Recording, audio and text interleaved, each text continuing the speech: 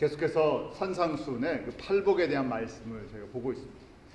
팔복은 우리 전도사님이 기도해 주신 것처럼 그 어떤 복이라 그랬었죠? 복 중에요. 유대인들이 구약의 복 중에 무슨 복이요? 아슐의 복이라 합니다. 아셔야 되는 복인데요. 영적인 복을 이야기합니다. 그 복은요, 바로 예수 그리스도를 갖다가 저희 가운데 말씀해 주는 것입니다.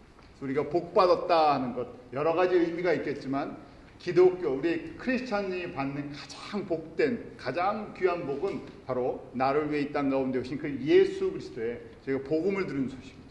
예수 그리스도께서 나의 주 나의 하나님이 되어 주시고 나의 허물과 나의 죄 모든 것을 용서하시고 하나님 나라로 우리를 초청해 주신 것입니다. 저희가 계속해서 복의 개념에 온전히 초점을 정확하게 맞춰야, 왜냐하면 복음 이 산상수는 일반 사람들에게 주시는 것이 아니라 믿음의 성도 중에서 특별히 제자의 길로 부름을 받은 사람, 제자가 되기를 원하는 사람들, 제자의 그 예수 그리스도의 제자가 되고 천국의 진짜 서기관들이 되고 왕 같은 제사장이 되기를 원하는 그런 거룩한 사람들에게 주시는 고차원적인 복. 일반적인 백성들은요, 하나님의 백성들은 예수님에게 많은 사람들이 찾아왔었죠. 자신들의 문제를 가지고 찾아왔고 문제가 해결되면 또 떠나가 버립니다. 복음서는 그런 내용을 다 기록하려고 기록된 것이 아니라 바로 예수 그리스도께서 우리의 복의 근원이시고 바로 예수님께서 이 예수 그리스도의 복음을, 이 복된 소식을, 하나님의 나라가 임한 것을 제자들을 통해서 이 땅 가운데 세우고 증거하기로 원했어요. 그래서 제자는요, 예수 그리스도의 복음을 증거하는 사람들이죠. 바로 그러한 사람들에게 주시는 메시지이기 때문에 저희가 그냥 단지 내가 말씀 속에서 위로를 받겠다 하는 그런 차원이 아니라 내가 예수님을 알고 예수님을 닮아가겠다는 거룩한 그런 열망이 저희 가운데 있기로 원합니다. 자, 복은 어떤 복이라고 말씀드렸어요? 구약의 복 중에서 지금 아슐의 복. 그러니까 이 아슐의 복이 우리의 이 심령 가운데 가득 차야 돼요. 이게 진짜 복이구나. 그런데 보통 사람들한테 그냥 이런 얘기를 하면요, 잘 이해가 안 되죠. 그래서 우리가 이 말씀을 특별히 산상수훈을 하면서 내가 정말 아슐의 복을 받는 사람, 왜 우리의 아슐의 이 영적인 복이 이렇게 중요한가, 팔복의 내용을 보면서요 좀 더 깊게 들어가기를 원합니다. 팔복의 구조가 4로 나눠져 있다고 했었죠. 처음 4개는 개인의 삶이에요. 개인의 삶에서 예수님의 성품, 성령님의 성품을 닮아가는 스텝들이에요. 계단들입니다. 그래서 이 과정을 계속 겪으면서요 자라가는 거예요. 한 해 한 해 우리 아이들이 자라가잖아요. 그 자라가는 과정처럼은요, 이 4가지 단계를 계속 내가 주님 앞에 서는 날까지 이 단계를 계속 해야지 자라가는 거예요. 왜냐하면 우리가 아무리 잘해도 영적으로 어디에 도달할 수 없기 때문에, 예수님의 하나님의 온전하심의 분량에 도달할 수가 없기 때문에. 그렇지만 그렇게 닮아가려고 저희가 하는 이걸 보면 누가 기뻐하세요? 하나님이 기뻐하시다. 하나님이 원하시는 모습이 그 모습이에요. 왜냐하면 우리 하나님의 형상과 모양대로 하나님의 그 성품대로 원래는 지어졌는데 잃어버렸으니까요. 그 잃어버린 것을 회복하려고요. 아버지의 성품을 이제는 닮아가려고요. 아버지가 생각하는 그 그릇을 닮아가려고 저희가 노력하는 이 과정을 보고 주님께서 기뻐하신다는, 이걸 도와주기로 원하시고 이 과정이 팔복의 첫 번째 단계예요. 그래서 잊지 마시기 바랍니다. 절대 완성은 없어요. 이 과정이기 때문에. 그러니까 서로 또 비교할 것도 없는 거예요. 내가 이만큼 있다고 그 다른 사람보다 높지 하면 벌써 이 높다고 생각하는 순간에 무슨 생각입니까? 첫 번째부터 문제가 생겨버려요. 그럼 떨어지는 거예요. 성숙한 사람, 신앙에 성숙한 사람은 높다고 생각하지 않습니다. 이 신앙의 이 성숙에 문제가 있다는 얘기죠. 그 다음 나머지 4번째, 나머지 후반부의 4개는요, 다른 사람과 하나님과의 관계성이에요. 내 안에 있는 하나님의 거룩한 성품이 다른 사람들에게 직접 삶을 통해서 증거되는 것이에요. 첫 번째는 수직적인 하나님과의 관계라 그러면요, 두 번째는 수평적인 또 관계가 될 수 있어요. 십자가의 그 사랑과 하나님과 화목해 된 것이 이웃과 어떻게 나타나는 것인가 하는 그런 모습입니다. 그래서 첫 번째 얘기가 심령이 가난한 자는 복이 있나니 천국이 저희 것입니다. 현재형이라고 그랬습니다. 심령이 가난한 것을 어렵게 생각하지 마세요. 딱 가난이라는 단어 속에 나오죠. 가난이라는 단어가 있는데요. 그 가난의 완전한 가난, 푸토코스 가난이라고 했죠. 우리 안에 누구의 성품이 들어있질 않다고요. 예수님을 믿었지만 예수님의 성품이 하나도 없다는 거예요. 이게 역설 같죠. 그렇지만 저희가 왜냐하면 우리가 하나님의 성품이 있어서 예수님이 우리를 구원하신 것이 아니라 완전히 타락한, 저희가 완전 타락이래요. 완전히 타락하고요. 하나님의 성품을 다 잊어버린 저희들을 구원하신 것이에요. 그래서 내가 주님 앞에 설 때마다 심령이 가난하다 내 안에 누구의 성품이 안 들어있다고요. 예수님의 성품. 신앙생활을 내가 이만큼을 했는데 주님 앞에 나가서 보니까 또 내 안에 무슨 성품이 더 많아요. 마귀의 성품이 더 많다. 마귀의 성품이 별거 아닙니다. 가장 인간적인 성품들이 다 마귀 성품이에요. 왜냐하면 하나님의 성품은 너무나 고상하고요. 고차원이라서요. 우리가 흉내를 낼 수가 없어요. 사람들이 낼 수 있는 흉내는요. 그럴 것처럼 보이는 거죠. 그렇지만 뭐 간단한 얘기를 질투 없는 사람 있습니까? 걱정 없는 사람 있습니까? 하나님이 질투하시고 인간적인 차원의 질투하시고 시기하시고 그 다음에 그냥 일반적으로 분내시고 뭐 이런 분이 아니세요. 그래서 우리랑 완전히 차원 자체의 성품이 다르시기 때문에 심령이 가난한 건 나는 완전히 어떻게 했다고 파산한 상태라는 거예요. 심령 자체. 구원을 해주셨지만 우리가 심령이 온전해서 구원해 주신 것이 아니라 그걸 깨닫는 거예요. 주님 앞에 엎드릴 때마다 다른 걸 보는 것이 아니라 내 안에 마귀의 성품이 많다는 걸 보는 거예요. 근데 마귀의 성품이 언제 드러나느냐면요. 내가 하나님의 말씀 속에서 성령의 조명하심을 내 안에서 비춰볼 때. 그러니까 그 스스로 보는 것이죠. 스스로 보는데 이 스스로 봐지질 않아요. 이 과정이 바로 하나님의 은혜가 들어가는 과정. 우리가 예수님 처음 믿을 때 원래 세상에서 막 살던 사람은요. 당신이 죄인입니다. 그러면 죄에 내가 많이 저지르고 살았으니까요. 인정을 하기 쉬워요. 근데 세상에서요. 참 열심히 살고요. 그 다음에 남에게 어려운 해를 끼치지 않고요. 정직하게 살아가는 사람한테 성품도 괜찮고 당신이 죄인입니다. 그러면 쉽게 안 받아들이죠. 나는 누구에게 나쁜 일을 한 것도 없고 나는 나름대로 정직하게 살았고 청렴하게 살았고 남을 도와주며 살았는데 왜 내가 죄인입니까 하는 거기에서부터 걸려요. 이때 죄라는 문제는 하나님 차원의 죄죠. 하나님을 알지 못했던 것. 하나님을 알지 못하고 인간적으로 살았던 모든 것을, 우리가 죄라는 것을 그 히브리 말로요 관역에서 벗어났다는 것이죠. 하나님께서 우리를 하나님의 영광을 위해서 창조하셨는데 그 창조주도 알지 못하고 창조주의 영광만을 위해 존재하는데 그것을 인식하지 못하고 살았던 모든 것이 죄죠. 그래서 주님 앞에 나아갈 때 내가 완전히 파산한 것이라는 것을 말씀을 통해서 성령의 조명하심을 통해서 내 성품을 보는 거예요. 사람의 성품이 웬만해서 바뀌지 않습니다. 그냥 변화하는데도 참 어려워요. 신앙생활을 오래 하면 자연스럽게 변화되는 것이 아니라 그냥 그대로 갖고 있어요. 그 다음에 일반적으로 보면 나이가 먹어가면 먹어갈수록 더 좋아지는 게 아니라 어떻습니까? 더 문제가 많아요. 그럴 수밖에 없는 것이 이게 나쁜 쪽으로 계속 원래 나빴던 거니까요. 이게 계속 인생의 그 역경만큼이요. 굴곡이 생겨서 얼굴에 주름이 생기는 것처럼 우리 이 성품에도요. 주름이 많이 생깁니다. 다 그런 건 아니겠죠. 일반적으로 이렇게 보면요. 주름이 많이 생겨갖고요. 걱정도 더 많아지고 또 불신도 더 많이 생기고 사람들한테 몇 번 속다 보면요. 웬만해서 안 믿고. 저희가 미국에 살면서 흑인들한테 여러 번 만약에 당한 사람이 있으면 장사하면서요. 흑인들을 보면 편견을 갖게 돼요. 저 사람 혹시 하고 강도가 아닐까? 도둑이 아닐까? 흑인 동네에서 도둑이 많은 데서 일을 하다 보면요. 그게 이제 선입관이 자꾸만 생겨요. 그러니까 멀쩡하게 지나가는 사람인데도 눈빛이 좀 이상하면 저 사람 혹시 그런 생각을 할 수 있다. 우리가 갖고 있는 경험 때문에 인생에 갖고 있는 경험 때문에 이 안에 나름대로 또 편견이라는 마귀적인 성품이 생깁니다. 만약에 하나님이 우리를 편견을 갖고 보신다 그러면요. 어떻게 하겠습니까? 그럼 하나님이 벌써 공의로우심에 비해서 또 문제가 생깁니다. 하나님의 두 가지 성품, 대표적인 것은 공의, 완전히 의로우시고요. 또 완전히 또 사랑이세요. 사랑의 차원이 저희랑 완전히 다르다고 고린도전서 13장을 저희가 묵상하면서요. 이게 주님의 사랑입니다. 주님의 공의는 정말 완전한 공의다. 그런 거잖아요.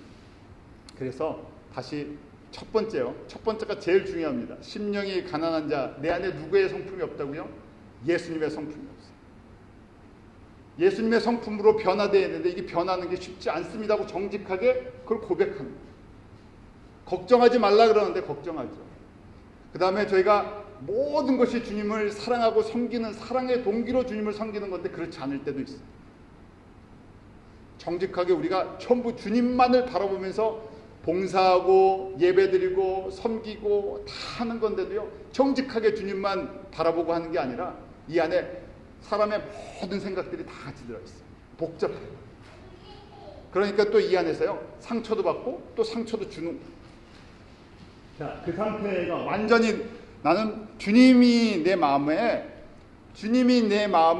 채워주시지 않으면, 주님의 성품으로 채워주시지 않으면 나는 파산한 존재입니다. 항상 고백합니다. 그래야 어떻다고요? 그래야 겸손해질 수가 있어요. 그래야 주님께서요, 기쁘게 일하실 수가 있어요. 두 손을 든다는 것이죠. 그래서 그 다음 단계가 애통하는 자, 연결되죠.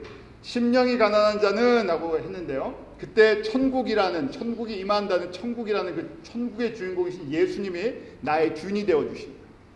나 주님 없으면 아무것도 안 됩니다. 나는 주님을 믿는데, 주님은 믿지만 내 안에 성품이나 생각이나 내가 행동하는 말이나 모든 것은 주님 안 닮았습니다 하고 정직하게 고백합니다. 이 문제 갖고요, 눈물을 흘리기 시작합니다. 그게 애통합니다. 그런데 애통은요, 영적인 감수성이 있어야 눈물이 나죠.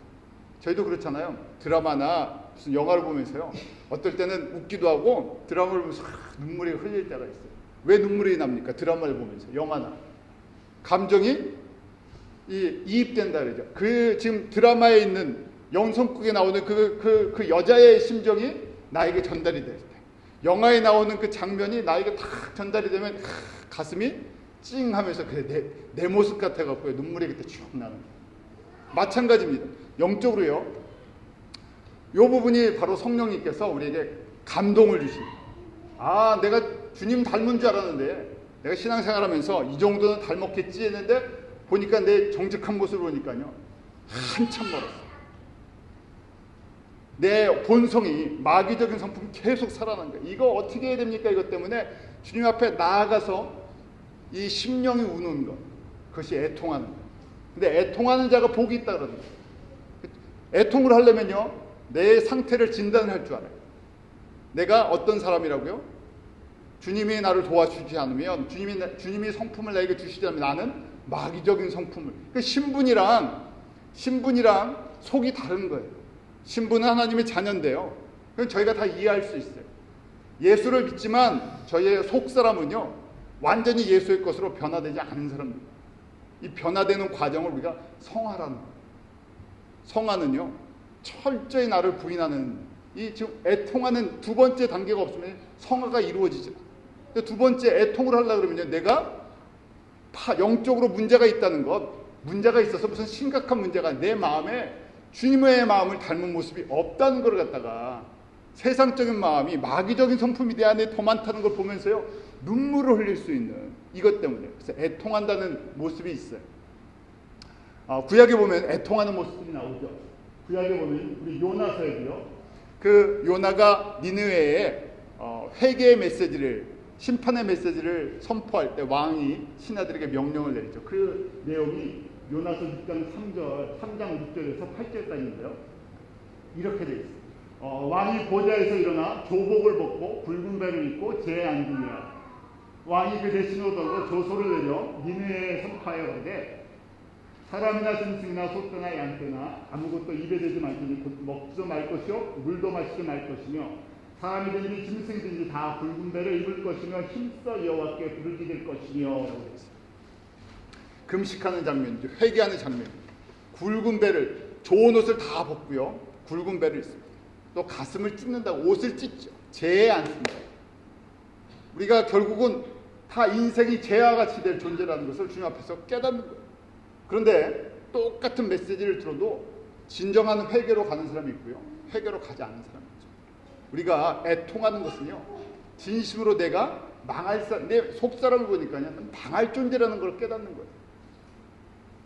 영적으로는 살려주셨다라는데 내 속사람을 보니까 내 성품은요, 망할 존재. 이게 말이 안 되는 거예요. 구원의 은혜를 받았는데 속사람은요, 여전히 똑같은 거예요. 조금 좋아진 것처럼 보이죠. 그렇지만 잘 이해하시기 바랍니다. 봉사를 한다고 우리의 속사람이 변하지 않습니다. 그냥 성경을 외운다고 우리의 속사람이 변하지 않습니다. 우리의 마음은, 우리의 속사람은요, 우리 힘으로 바꿀 수가 없어요. 조금 좋게는 할 수 있죠. 성품이라는 것이 다듬어지기는 해요. 그렇지만 근본적인 문제는 지금 사람의 차원으로 조금 좋아지는 것이 아니라 트랜스폼 되는 얘기를 하는 거예요. 완전히 변화되는 거예요. 하나님의 성품으로 변화되는 것이죠. 왜냐하면 우리에게 주신 하나님의 사랑을 우리가 품는 하나님의 성품을, 하나님의 사랑이 우리 가운데 있지 않으면 복음으로 전달이 안 되기 때문에 그렇습니다. 복음은 그냥 단지 말을 전하는 것이 아니라요, 복음이 예수 그리스도의 생명을 전하죠. 꼭 복음이 전해지는 데는요, 피의 값을 요구하게 하세요.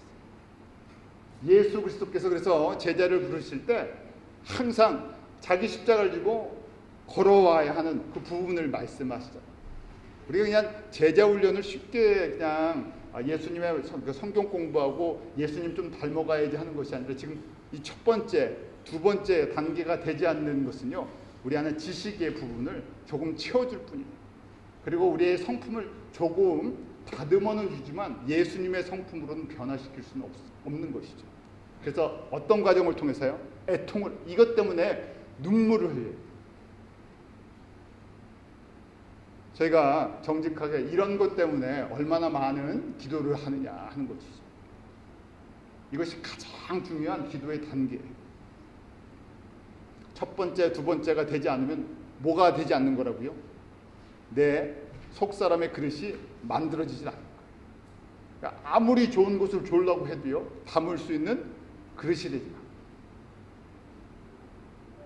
진짜 값진 것을 주님께서 주시고 싶은데요, 이제 그 다음에 나와요. 자, 애통하는 자의 모습을 보여줬어요. 애통하는 것은 정말 가슴을 찢고요, 내가 죄에 앉아서 식음을 전폐하고, 그리고 내가 이런 사람입니다. 이것 좀 나 좀 어떻게, 나 좀 건져주십시오. 지금 이 니느웨 왕은 니느웨가 망한다는 그 하나님의 말씀을 듣고 지금 하나님 앞에서 무릎을 꿇는 거죠. 철저하게. 그래서 우리가 찬송에도 있지만 천부여 의지 없어 손 들고 나옵니다. 어떤 문제 때문에 우리가 손 들고 나올 때도 있지만 더 근본적인 것은요, 내 안에 내 속사람을 내가 바꿀 수 없다는 것을 인정하고요, 그걸 들고 손을 들고 기도하고요, 통성으로 기도하기도 하고. 저희가 한국에 산기도 많이 하잖아요. 기도원도 많이 가고. 그래서 저도 한번 생각해봤는데 한국에 있을 때 이런 내용으로 제가 기도해 본 적이 없는 것 같아요. 다른 내용으로 기도를 하죠. 저희가 산이나 아니면 기도원에 갈 때는 문제가 있어서 갑니다. 문제를 가지고 가요. 그래서 그걸 넣고 막 통성으로 하고 손을 들고 기도를 하고 땀을 빼면서 기도를 하죠. 그렇지만 저희가 그러고는 또 해결되면요, 또 잊어버려요. 또 문제가 있으면 또 산에 가서 기도를 하든지 기도원에 가요. 이거에 계속 반복이죠. 이런 과정을 통해서 주님을 알아나가기도 합니다. 그렇지만 근본적으로요, 주님을 닮아가는 데는 너무 아직 길이 멀다는 얘기. 왜냐하면 문제점을, 주님 앞에 가는 문제의 그 포인트가 길이 좀 잘못되어 있기 때문에. 바깥의 외부적인 문제도 문제지만 가장 큰 문제는 무슨 문제라고요? 내면의 문제예요. 왜 지금 속사람의 문제가 그렇게 중요하냐면요, 주님의 이 속사람이 정리가 안 돼 있으면 다음 단계로 넘어가기 때문에. 자, 이걸 기억하시면서요, 세 번째 단계를 넘어갑니다. 애통하는 자, 그 다음에 뭐가 나옵니까? 온유한 자는 복이 있나니 어떤 복을 받아요? 땅을 기업으로 받아요. 저희 땅 좋아하잖아요. 땅을 기업으로 받기로 하는데, 온유하면 뭐가 생긴다고요? 그냥 문자대로면 부동산 부자가 된다는 거예요. 부동산 부자가. 그러니까 빨리 온유해져야 되지 않겠습니까? 저희가 땅을 받으려면요, 온유해야 돼요. 그런데 땅과 온유의 개념을 저희가 잘못 이해하고 있어서 그래요. 첫 번째, 지금 이 복은 무슨 복이었습니까? 복은 아슈리의 복이에요. 육신의 땅, 구약적인 땅을 갖다 가나안 땅을 주시는 그 정도가 아니잖아요. 가나안 땅 이미 주셨어요. 주님께서 만약에 하나님께서 땅을 더 주셔야 된다 그러면 가나안 땅이 아니라 어느 땅을 주셔야 됩니까? 중동과 유럽과 아시아의 땅을 주셔야 되는데 이스라엘이 언제 그런 땅 가진 적 있어요? 가나안 땅 이외에는 벗어나 본 적이 없어요. 왜냐하면 거기까지가 구약의 예표였기 때문에 아브라함에게 약속한 땅을 그만큼 주신 것이죠.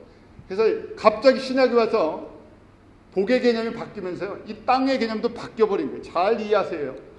자, 온유하는 말부터 저희가 이해를 해야 됩니다. 온유하려면요, 첫 번째, 두 번째 지금 순서잖아요. 심령이 가난해야 되고요. 그 다음에 이 문제로 인해서 애통을 할 수 있어야 그 다음에 온유해져요. 온유라는 단어는요, 뜻이 gentleness, 부드럽다는 얘기예요. meek, 훈련이 잘 됐다는 얘기인데 더 구체적인 의미는 야생동물과 가축을 생각하시면 돼요. 야생동물과 집에서 잘 훈련된 소나 말 생각하시면 돼요. 이 온유라는 것은 그냥 성품이 참 착하다, 부드럽다 이런 뜻이 아니라요, 잘 길들여져서 주인의 말에 순종한다는 거예요. 저희가 개도 집에서 훈련시키잖아요. 훈련이 안 되면 어떻게 됩니까? 못 데리고 나가죠. 그 짐승도 마찬가지. 가축도 훈련이 돼 있지 않으면, 말 같은 것도요, 아무나 실어갖고 막 뛰고 난리가 나면요, 타고 다닐 수가 없죠. 그러면 길을 들이죠. 길들여졌다 하는 것이 온유예요. 적당히 아니라 주인이 원하는 대로 움직인다. 그러니까요, 이게 지금 첫 번째, 두 번째가 돼 있지 않으면요, 주인이 원하는 대로 쓸 수가 없어요. 그래서 결국 이게 온유한 단계까지 간다는 것은요, 엄청난 영적인 성숙함입니다.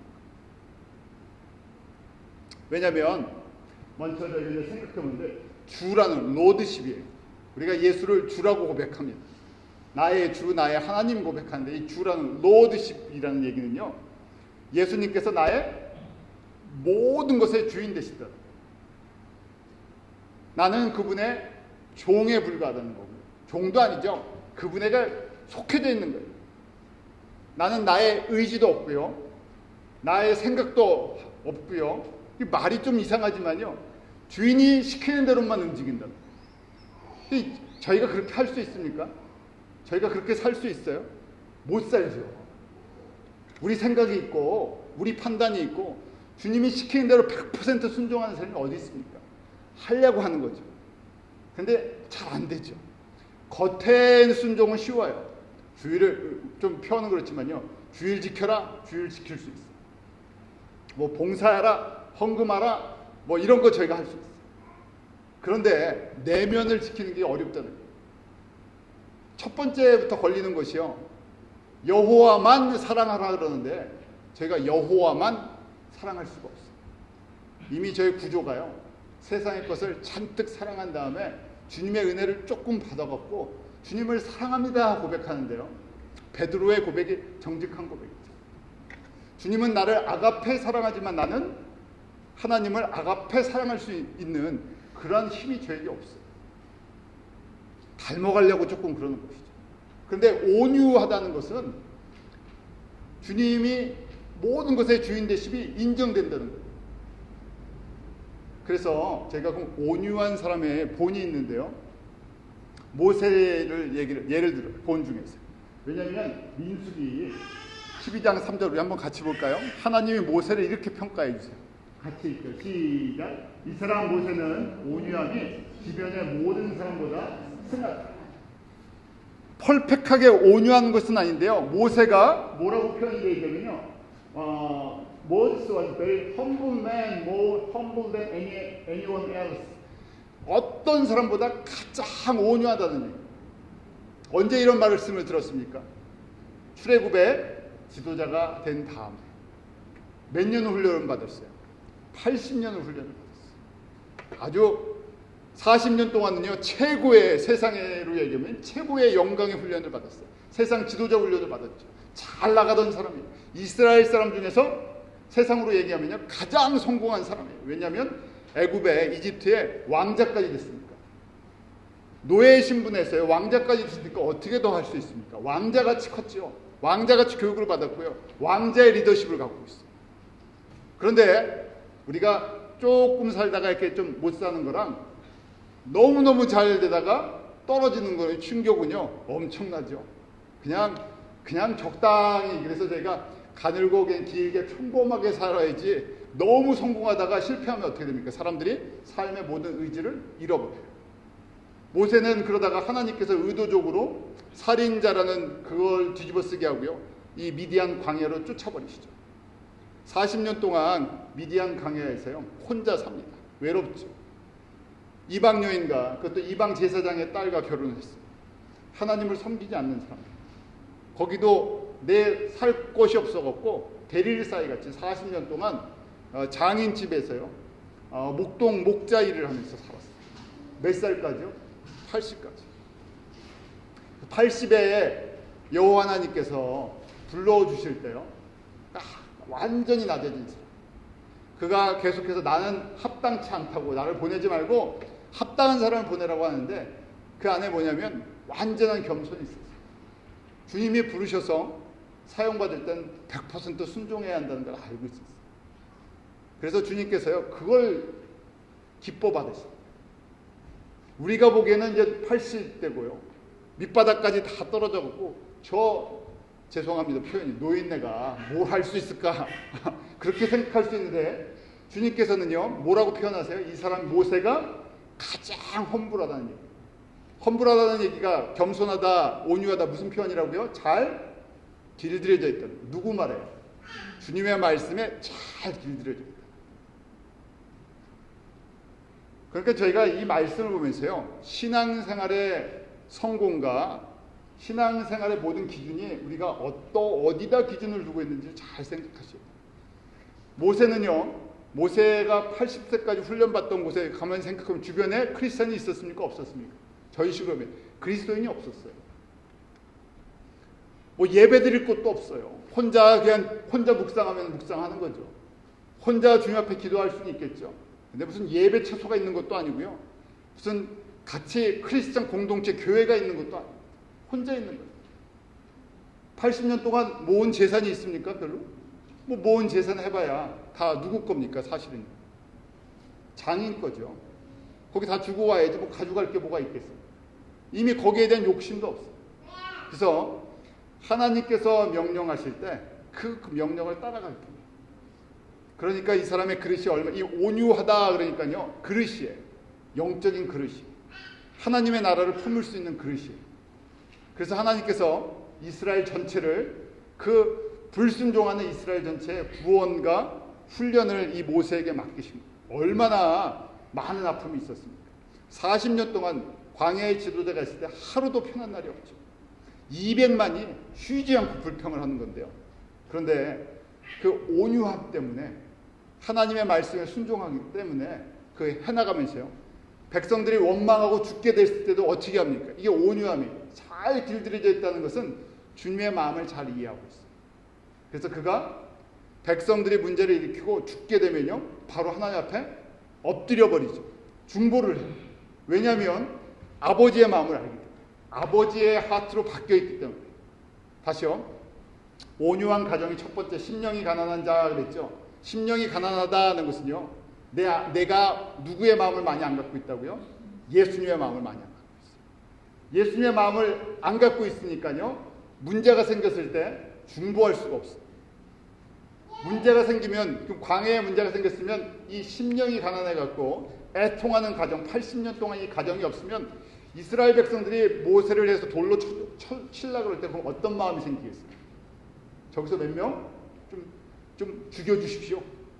나 저 사람들 상대 안 하고 싶습니다. 그런 생각이 들겠죠. 그런데 바로 그 순간에 하나님 앞에 엎드리죠. 하나님의 마음을 알기 때문에 200만을 죽이려고 끌고 나오신 게 아니라 불순종하는 사람들인데 저 사람들 살려서 하나님의 구원의 도구로 쓰시려고 하나님께서 큰 계획을 갖고 알면서 끌고 나오신 사람들. 하나님의 화가 나시지만요. 진짜 아버지의 마음은 이스라엘 사람들을 광야에서 죽이는 게 아니라는 걸 알기 때문에 어떻게 합니까? 하나님의 마음을 알고요. 먼저 그렇게 주님이 살리기 원하시는 백성들 해갖고요. 먼저 엎드리는 거예요. 아버지의 마음을 위로해 드리는 거예요. 이런 사람들을 살리시려고 하나님께서 그 아들을 주시기까지 희생하시는 거 아니십니까? 하면서요. 눈물로 기도할 수 있는 그릇을 갖고 있는 사람. 모세는 무슨 땅을 가졌습니까? 모세는요. 땅을 갖지 않았어요. 광야의 지도자로 끝났죠. 그렇지만 모세는 영적으로요. 하나님의 백성을 품었던 사람. 그런데 땅은 그렇습니다. 온유한 자는 복이 있나니 있을 때 이 온유한 것이랑 하나님 나라의 그 상급이랑요. 또 다른 얘기를 계급이랑 지위랑 같이 가요. 왜냐하면 100% 주님 앞에 주님의 마음을 갖고 순종을 했기 때문에 주님께서 아주 귀하게 여겨주세요. 그래서 땅을 주신다는 것은 영적인 테리토리를, 영적인 지경을 넓혀주신다는 거예요. 하나님 나라에서 정말 왕 같은 제사장이 되게 해주시는 가장 존귀한 위치에 간다는 거예요. 땅을 기업으로 받는다 했을 때 땅은 세상의 부동산이 아니라 쉽게 얘기하면 어디의 부동산이겠습니까? 천국의 부동산. 왜냐하면 천국은 환상의 나라가 아니라 새하늘과 새 땅에 이루어질 때 존재하는 실질적인 곳이에요. 더 실질적인 곳이에요. 지금 우주가 있어서 생명체가 있냐 없냐고 찾아다니지만요. 저희가 기껏 갈 수 있는 한계가 어디입니까? 비행선, 우주선을 타고요. 달을 못 벗어나고 있어요. 기껏해야 무인 우주선 해갖고요. 어디까지 보내고 있습니까? 착륙시키는 거는요. 화성까지요. 옆에 있는 조그만 이 별도 아닌데요. 조그만 이 덩어리 하나에 그 무인 우주선 보내갖고 사진 찍어 보내면 그거 갖고 난리가 납니다. 수준이 그 수준이니까. 그러니까 우리가 그릇이요. 우주적으로 좀 봅시다 그러면 봐줘야 말이죠. 우주는 2천억 개 은하계로 돼 있지만 만질 수가 없으니까 관심이 없는 거예요. 대신 만질 수 있는 거에 관심이 있죠. 우리가 한국에 살면 어디 땅값이 오른다 그러면 거긴 관심을 가질 수가 있어요. 내가 가서 밟을 수도 있고 살 수도 있고 만질 수도 있기 때문에. 그런데 지금 화성에 땅 팝니다 그러면 누가 화성 땅을 사겠습니까? 지금 목성에 땅이 있는지 없는지 모르겠지만 천왕성에 그런데 명왕성에 내가 땅을 팔겠습니다. 100불에 판다 그래도요. 사람 100불 혹시 모르면 한 평에 100불이라면 혹시 무슨 가치가 있겠어요? 갈지 안 갈지요. 우리 때는 전혀 못 갈 곳이니까요. 가보지도 못하는 곳입니다. 천국은 그렇습니다. 그러니까 사람들이요. 천국이 추상적으로 되니까 천국에 하나님 나라에 투자하십시오. 하나님 나라에 관심을 가지십시오. 그랬는데 지금 눈으로 보여지지도 않고 내가 만질 수도 없고 그게 진짜 사는 건지 안 사는 건지도 알 수가 없으니까 관심을 안 가죠. 대신 난 천국보다는 예수를 믿어도 어디에 더 관심이 있다. 여기에 관심이 있다. 여기 땅 한 평 주시면 내가 복 받았다고 생각하는데 천국에 땅을 100평이 있는지 10,000평이 있는지 별을 하나 주시는지 우주를 하나 주시는지 잘 이해가 안 갑니다. 그런데 지금 주님께서요. 온유한 자는 복이 있나니 뭘 기업으로 받는다고요? 땅을, 천국의 지경을 받는다는 거예요. 근데 미래형이라 그랬죠. 이 땅에서 주님 앞에 온전히 순종을 했어요. 주님이 원하신 대로 잘 길들여져 갖고 주님의 마음을 가지고 주님을 기쁘시게 하는 그 일에 잘 순종을 하면요. 땅을 기업으로 하나님께서 영광의 기업을 주시겠다는 거예요. 자, 이런 복에 관심이 있으십니까? 지금부터요. 그러니까 이거는요. 어떻게 표현을 해드릴까요? 깨닫는 사람이 은혜인 거예요. 그래서 요한계시록에도 귀 있는 자는 성령이 그 애들에게 하시는 말씀. 이건 성령님께서 우리 마음에 감동을 주셔야 돼요. 왜냐하면 사람의 생각으로 이게 예수를 믿는 것도 그렇고요. 은혜를 받는 것도 그렇고요. 내 모습을 깨닫는 것도 이 모든 과정이요. 성령님께서 만져주시는 과정이고요. 하나님의 은혜. 복음을 듣는 것부터 그렇지 않습니까?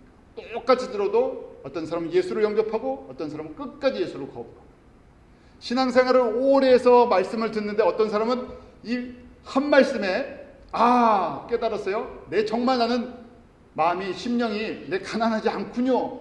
내 안에 하나님의 성품을 닮은 부분이 없군요 하는 걸 발견하고 빨리 엎드리는 사람이 있고요. 이걸 못 깨달아갖고요. 계속 딴 일 하는 사람들이 있어요. 그러니까 첫 번째 그 돌을 누는 게 잘못되다 보니까요. 땅을 기업으로 받는다는 이 복의 개념이 바뀌니까 세상에 땅 받는 데는 관심이 있고요. 하나님 나라에 땅 받는 데는 관심이 없는 이런 모습으로 저희가 나와 있죠. 자, 그러면요. 저희가 성경에 보면요. 땅을 기업이라고 얘기해요. 유업이라고. inheritance. 영어로 보면 inheritance. 유산. 유업이라는 거예요. 그러니까 저희가 이 땅에 대한 개념을 잘못 갖고 있으니까요. 예수를 믿어도 뭘 남겨주려고 그래요? 세상에 진짜 땅을 남겨주려고 그래요. 뭘 필요한 건 줄 수 있으면 좋지요. 필요 없다는 얘기는 아닙니다. 필요해서요. 기본적으로 살 수 있게 해주면 좋지요. 그런데 이제 지혜와 미련한 것은요. 세상에 땅은 줬는데 뭘 주지 않으면 지금 이 팔복의 믿음의 삶을 보여주지 않으면요. 나머지 모든 것이 다 헛되다는 얘기예요. 제일 중요한 것은요. 말씀은 가르치지만요. 가장 파워풀한 말씀 가르치는 것은 삶을 통해서 보여주는 거잖아요. 그래서 저희가 저희 아이들도 아직 어리지만 제일 중요한 것이 아이들한테 뭘 남겨줄 건가. 다음 세대에게 뭘 남겨주실 겁니까. 교회 건물도 아니고요. 땅도 아니고요. 재산도 아니고 다른 것이 아니라 아버지가 어머니가 부모님이 팔복의 삶을 바라보면서 참 그런 삶을 살았구나 하는 것을 보여주는 거예요. 예수님만 믿고 예수님만 의지하고 예수님만 순종하고 아이들도 알잖아요. 아버지 어머니의 성품이 어떤 사람들인지. 그래서 그냥 조금 변화되는 것이 아니라 예수님 때문에 가장 가까이 있는 사람들이 예수님 때문에 우리 부모님은 완전 180도 바뀐 분이십니다. 가치관이 바뀌셨습니다. 예수님이 원하신 일이라면 앞뒤 안 가립니다. 그러니까요. 이 유업을 받는 것을 유업을 받기 위해서 달려가는 모습을 보여줘야죠. 성경에 보면 유업을 받는 사람들의 모습과 받지 못하는 사람이 있어요. 성령의 열매를 맺는 사람이 있고요. 육신의 열매를 맺는 것이. 결국 안에 주인이 누구냐는 것이에요. 예수님이 정말 나의 주라고 고백해서 내가 100% 순종을 할 때 성령의 9가지 열매를 맺는 것이고요. 성령의 소욕을 따라 살면요. 그 성령의 열매와 성령의 역사하심을 따라서 내 속사람이 변해돼 가는 것이죠. 반대로요. 그 예수를 믿어도 세상의 소욕대로 세상의 가치관대로 있으면요. 우리 갈라디아서에 나오죠. 유업을 받지 못하는 사람들의 모습인데요. 갈라디아서 5장 19절 21절이 가려져 있는데 우리 한번 앞부분만 같이 한번 천천히 읽어보죠. 갈라디아서 5장 19절부터 시작. 육체의 일은 현저하니 곧 음행과 더러운 것과 호색과 우상 숭배와 술수와 원수 맺는 것과 분쟁과 시기와 분냄과 당짓는 것과 불리함과 이단과 투기와 술 취함과 방탕함과 또 그와 같은 것들이라. 자, 거기까지. 예수를 안 믿는 사람들한테 쓰는 것이 아니라 갈라디아에 있는 교인들에게. 너희들이 예수를 믿고 예수님을 따른다고 하면서 너희 속사람을 보니까 세상 사람들과 똑같다는 거예요. 그 안에 시기도 있고 질투도 있고 서로 당도 짓고 미워도 하고 하나님을 사랑하는 순전한 그 마음이 없고 자기 이익이 걸려있고 하나님만 100% 사랑해야 되는데 하나님만 100% 사랑하는 것이 아니라 세상 것 사랑하는 것에 있어서 그것 때문에 염려하고 근심하고 걱정하고 예수를 믿는다 안 믿는다 그것만 빼놓으면요 세상 사람들과 어떻다고요? 똑같다는 얘기. 저희가 뭐 다른 게 있습니까? 사실은요 말은 저희가 세상 사람들 안 믿는 사람들 믿는 사람들 하지만요 그냥 이 상태에서 속을 확 펴놓고요 보면요 뭔 차이가 있겠습니까? 얼마나 차이가 뭐 대단한 차이가 나겠습니까? 별 차이가 없다는 얘기. 정직한 모습이죠. 그래서 이것이 무슨 상태라고요? 심령이 가난해지는 조건이에요. 내 이래갖고 뭘 못 받는다고요? 유업은 나는 못 받는구나. 하나님 나라의 영광에 나는 참여하지. 구원은 받지만 하나님 나라에 가서 정말 이를 갈고 후회하는 일이 생겨요. 이 문제가 첫 번째가 제일 중요하다는 것이 이 문제가 해결이 심령이 가난한 자가 되는데요. 심령의 문제가 이게 정리가 안 되면요. 뭐가 없다고요? 유업이 없다는 거예요. 왜냐면 지금 저희가 이제 땅부터요. 마음의 땅부터 시작하지. 내 마음의 땅이 100% 누구 겁니까? 법적으로는 땅 문서에는요. 이게 예수님 거라고 이렇게 저희가 사인을 했어요. 그런데 실제적으로 여기 100% 예수님이 주인이 못 되세요. 왜냐면 과거에 내가 살아온 모든 것 동안 그동안에 내가 세상이 이 안에 주인으로 다스리고 있어갖고요.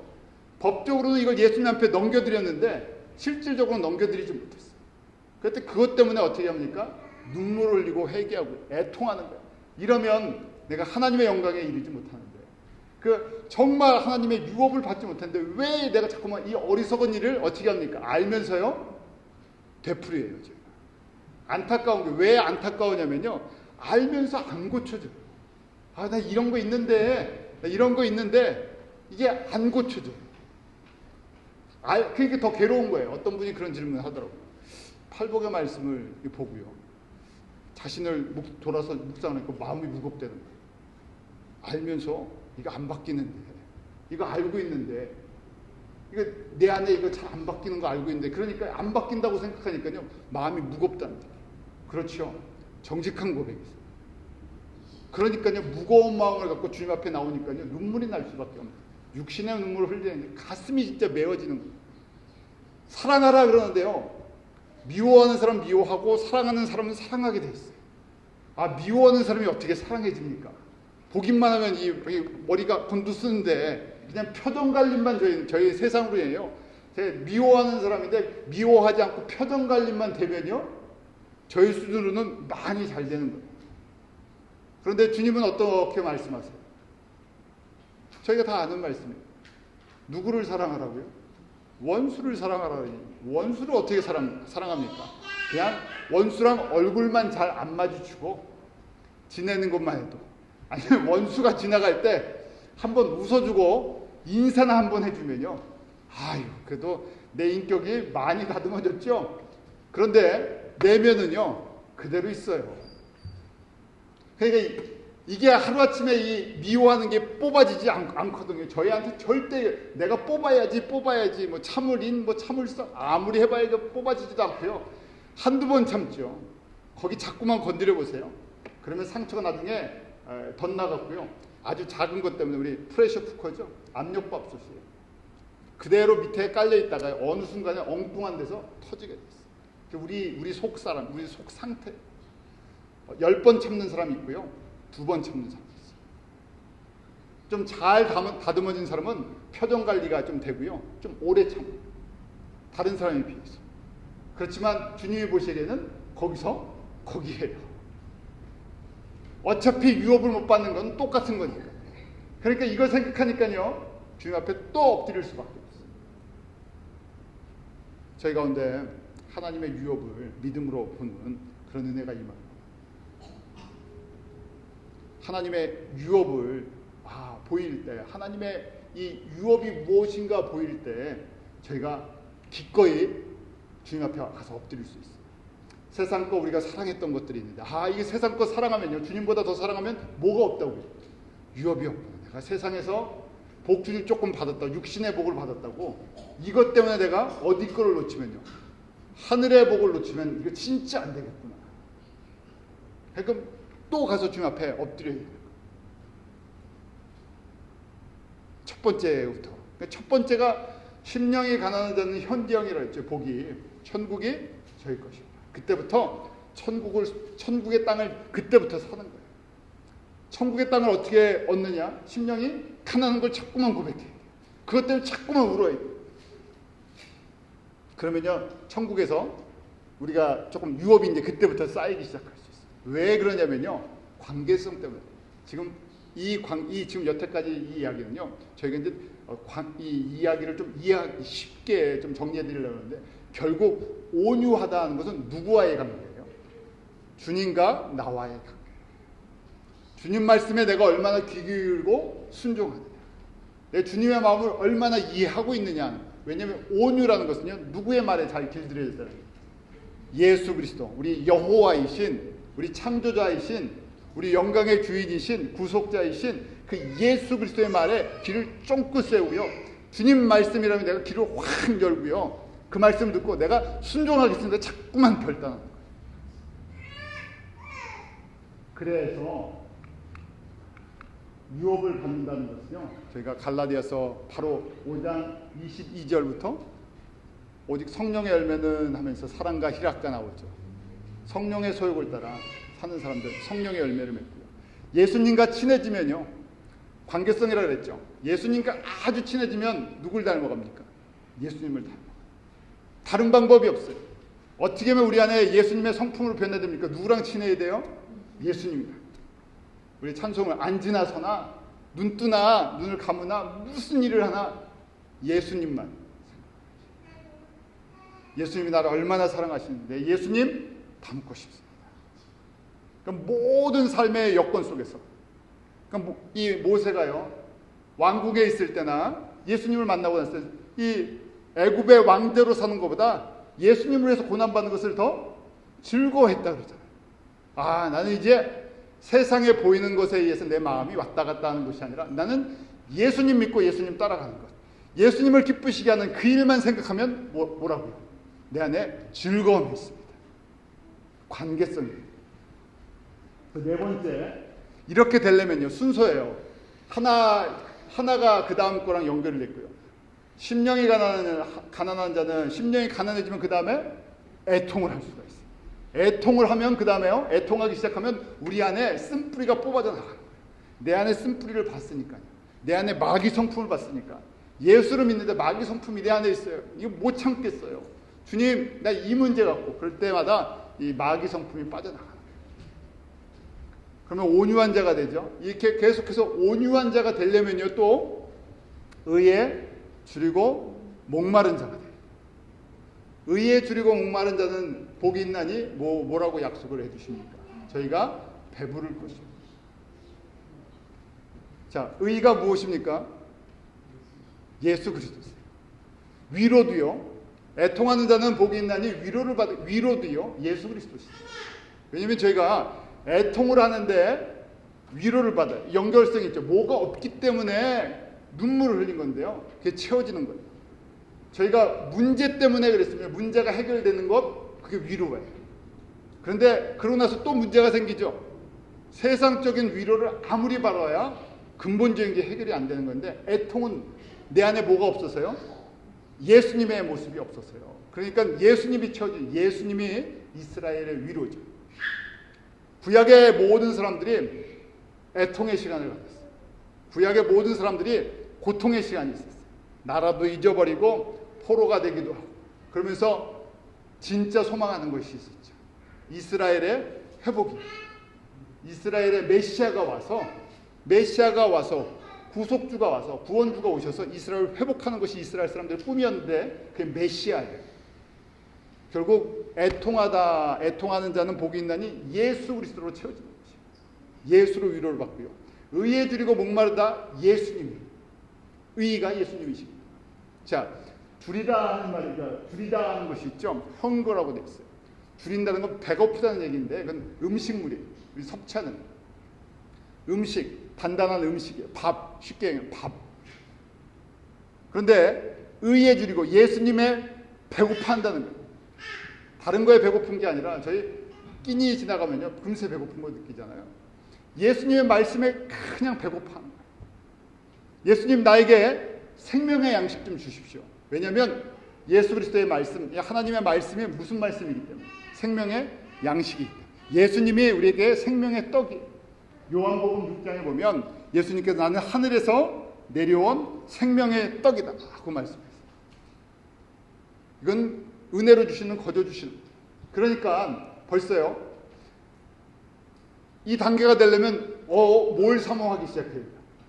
하나님의 생명의 말씀을 사모해야 돼요. 하나님의 말씀을 사모하지 않, 좀 표현이 그렇지만요. 하나님의 말씀을 사모하지 않는다 그러면 이게 이제 거꾸로 가는 거예요. 그러면 의에 줄이지 않죠. 그럼 뭐가 되질 않아요? 온유한 자가 절대 될 수가 없어요. 온유한 자가 되지 않는다는 건 거꾸로 갑니다. 애통하는 게 뭔지를 잘 이해를 못해요. 그 다음에 거꾸로 다시요. 무슨 복을 알지 못한다고요? 심령이 가난한 것이 복이라고 생각을 못합니다. 그래서 저희가 말씀을 묵상하십시오. 성경 공부합시다. 이 해드리는 게요. 다른 것이 아니라 성경을 그래서요. 내가 원하는 그 구절을 뽑아서 보는 것이 아니라 지금 제가 하나님의 구원 계획을 말씀드리잖아요. 이게 하나님의 크신 뜻이에요. 그렇게 움직여 나간다. 아, 하나님의 뜻이 이렇구나 하는 것을 머릿속에부터 집어넣으시라는 거예요. 왜 이런 말씀을 드리냐면요. 목마르다 하는 것도 목마르다 하는 것은 이제 액체죠. 물. 그런데 예수님께서 요한복음 7장에 보면 예수께서 서서 외쳐가라사 누구든지 목마르거든 내게로 와서 마시라. 나를 믿는 자는 성경에 이르다 그 배에서 생수의 강이 흘러나리다. 누구를 믿으면요? 예수를 믿으면 배에서 생수의 강이 생명의 생수가 솟아나오는데 그것은 누굴 통해서 주신다고요? 성령님을. 보혜사 성령님을 통해서 우리에게 주신다. 예수님에 대해서 배고파하고요. 예수님에 대해서 목마르. 갈증 느껴보신 적이 있으시죠? 정말 한여름에 갈증 날 때 아무 소용없습니다. 시원한 물 한 잔 먹고 싶어요. 다른 걸로 갈증이 해소가 안 돼요. 우리 영혼의 진정한 갈증은요. 예수 그리스도 외에는 해결되지 않아요. 그런데 예수님을 찾지 않고요. 예수님을 먹지 않고요. 예수님을 마시지 않으면요. 첫 번째부터 문제가 생기는 거예요. 심령이 가난해지지 않아요. 애통하지도 않고요. 절대로 온유할 수도 없고요. 그러니까 지금 앞에 심령이 가난하고 애통하고 온유하려면 가장 베이직인데요. 이 네 번째 복의 처음 시작인데 하나님의 말씀에 귀 기울이기 시작해야죠. 저희가 성경 이 묵상하는 법 자주 보잖아요. 성경을 이 손에 잡는 법을 설명해 드리겠습니다. 그래서요. 잘 손 보시면서요. 손 이해한데요. 읽고 듣는 거는 우리 귀, 우리 눈을 통해서 보는 거예요. 음식이라고 생각하세요. 예수님이 음식이라고. 예수님을 보고 듣는 거예요. 설교도 듣고 성경도 봐요. 그냥 보고 듣는 건데 내게 아니에요. 보고 듣는 거죠. 마치 관중이에요. 관중. 그런데 이게 얼만큼 남는다고요? 5%. 손으로 비유하면 새끼손가락이에요. 새끼손가락으로 하나님의 말씀을 받칠 수가 없어요. 불안하죠. 그러니까 조금만 있으면 이거 불안하니까 뭘 해야 되겠어요? 다른 걸 잡아야 돼요. 내가 의지하는 다른 게 있다는 얘기예요. 보긴 보고요. 이거 아예 안 보는 사람은 아예 이야기할 수가 없어요. 보지도 않고 읽지도 않고 그러면 할 말이 없어요. 너무너무 멀리가 있죠. 구원은 받았지만요. 하나님의 유업과 복과는 전혀 상관없는 삶을 살고 있는 거예요. 두 번째, 저희가 직접 음식으로 보면요. 이제 만져보는 거예요. 쓰는 거 만져보는 거예요. 지금 이렇게 여러분들이 적기도 하고 필요한 거 이렇게 메모도 하고 성경 구절도 적고 만져보는 것도 이게 한 15% 정도 남지. 15%. 아, 이게 이렇구나 하고요. 이 겉에 것들을 이제 만져요. 세 번째, 음식이에요. 예수님이 주시는 예수님의 떡이에요. 세 번째는요, 성경 공부를 하는 거예요. 성경 공부라는 것은요, 입속에 집어넣는 것입니다. 아직 삼키지 않았어요. 입속에 집어넣어서요, 맛을 좀 보는 거예요. 성경 공부만 계속하고 이거 삼키지 않으면 뭐냐면 맛만 알고 있어요. 아, 이 맛은 이 맛이구나. 이 성경 공부는 이 맛이구나. 맛만 잘 알아요. 그런데 삼키지 않아서 소화가 안 되면 뭡니까? 에너지가 만들어지지 않아요. 그러니까 맛만 알고 있는 거예요. 그러니까 요새 한국교회 얼마나 세미나 많아요. 프로그램도 많고요. 맛은 사람들이 다 봐갖고요. 아, 그거 그 맛이야. 그거 그런 맛이야. 그래서 어디 입맛 좋은데 마치 음식점 맞아갖고요. 사람들이 오늘은 뭐 먹으러 갈까? 뭐 먹으러 갈까? 어디 뭐 맛있다 그러는데 그거 전부 그런 인포메이션만 나오고 있어요.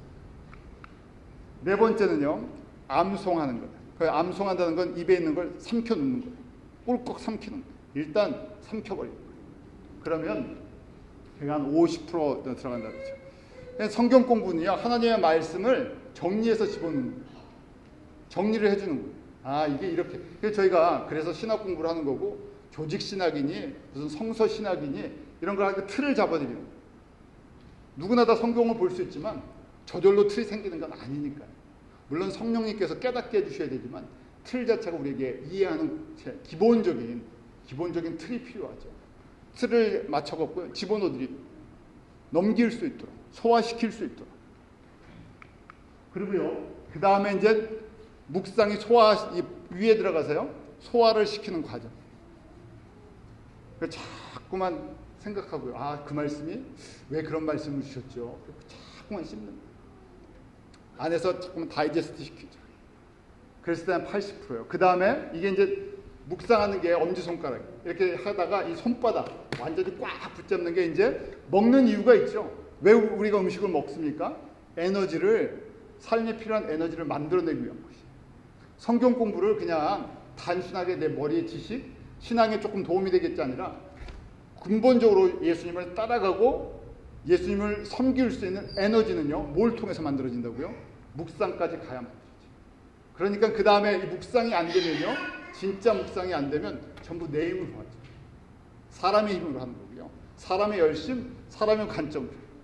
그러니까 하다가 그만두기도 하고, 안 맞으면 싸우기도 하고, 또 질투도 일어나고요. 자, 적용이 손바닥인데요. 말씀이 그때서 에너지화. 나를 변화시킬 수 있는. 저희가 이 과정이요. 지금 읽고, 듣고, 쓰고, 성경 공부하고, 암송하고, 지금 배우시는 거를요. 이거 뭐, 목사님이 항상 하는 얘기인데, 제가 강조해서 드리는 거예요. 중요하다는 얘기. 저도 지금 계속 훈련하는 거고요. 평생 하는 훈련이고요. 여러분들, 아, 이거 정말 중요한 거군요. 그러니까 이걸 잘 정리를 하셔야 돼요. 이해가 안 가시면 언제든지 물어보세요. 그래서 일단 내 머릿속에 이게 정리가 돼야 그 다음에 넘어갈 수가 있어요. 그 다음에 묵상이 되고요. 그 다음에 적용해서 그때 에너지가 된다는 얘기가 뭡니까? 그때 그것이 일을 하게 돼요. 말씀이 역사한다는 거예요. 성령님께서 그때 역사해요. 이 과정이 있어야 심령이 가난한다는 것을 깨달을 수가 있어요. 밥을 먹어도 배고픈 줄 모르잖아요. 안 먹어도 모르잖아요. 대부분 사람들이 첫 번째 듣고 보는 것도요. 듣고 읽는 것도 안 해요. 무슨 얘기입니까? 거식증이라고 있죠. 밥 안 먹고 사는 거. 배고픈지 모르는 거. 거의 저희가 거식증 수준이죠. 맛은 다 봐봤는데요. 먹을 필요를 그렇게 못 느껴요. 세상에 먹을 게 너무 많으니까. 그래서 적당히 먹어도 산다고 생각해요. 살죠. 무슨 어디랑 상관이 없는 삶. 사는데 하나님 나라의 복이랑 전혀 상관없는 삶을 살고 있다. 저희가 그래서 이게 이렇게 중요한 수없이 강조를 하는데요. 이 단계가 되지 않으면 지금 1단계부터 저희가 심령이 가난한 것부터 의에 줄이고 목마른 자까지 했는데 이게 진행이 되질 않아요. 시작도 되질 않아요. 그래서 저희가 주님, 다른 것이 아니라 내가 신앙생활을 1년을 했던 10년을 했던 50년을 했던 내가 하나님의 말씀이 항상 배고프게 해주십시오. 내가 오늘 아침 걸으면 일을 못한 것처럼 내가 주님 말씀 먹지 않으면 나는 움직일 수가 없습니다. 주님의 그 성령의 생수를 성령의 기름 부으심이 없으면 난 주님을 위해서 일할 수 없습니다. 그래서 이걸 갖고요, 붙잡고 그 주님의 말씀을 들려고 애를 쓰고요. 그 성령의 기름 부으심이 내게 임해서 이걸 깨달을 수 있도록. 그래서 뭐 하려고요? 첫 번째부터 네 번째 이 팔복의 단계를 걸어가려고. 매일 이 단계를 걸어가려고요. 그때 하나님의 약속을 제가 받을 수 있는 것이고, 이 네 가지 단계를 계속되는 동안에 주님과의 관계가 깊어져요. 왜냐하면 말씀도 예수님이시고 성령의 기름 부으심을 통해서도 우리가 예수님을 더 분명하게 보게 해주시고 의지하게 하시고 예수님이랑 더 가까워지게 만들어지는 방법들, 저희가 이 훈련을 잘 정리를 하셔서 저와 또 여러분이 평생 주님과 교제하는, 주님을 닮아가는 이 관계성이 회복되기로 기도하겠습니다. 하나님 아버지, 제가 정말 외우기는 쉽지만 이렇게 살기가 너무나 어려움을 고백합니다. 성령님께서 저에게 은혜 주시고 감동 주시고 도와주시지 않으면 첫 번째부터 막히는 것입니다. 아니, 하나님의 말씀을 정말 저희가 배고파하고 성령의 세례에, 성령의 기름 부으심에 목마른 것조차도 저희가 느끼지 못하고 살아갑니다. 세상의 분주함 속에, 세상의 염려 속에 다른 일로 저희가 배고파하고 목마르지만 정말 순수하게 오늘 나에게 주시는 영의 양식, 바로 예수 그리스도를 만나기 위해 저희가 간절함이 있게 하여 주시옵소서. 그러한 은혜가, 그러한 복이 저희 온 성도들 가운데 있게 하여 주셔서 매일매일 저희가 이 팔복의 과정들을 걸어갈 수 있는 그런 믿음의 고백이 있어 주님 앞에 온유한 자 되기 원합니다. 주님께서 마음껏 사용하실 수 있는 주님의 교회 되기 원합니다. 그런 은혜가 저희 가운데 넘치게 하여 주시옵소서. 예수님의 이름으로 기도하옵나이다.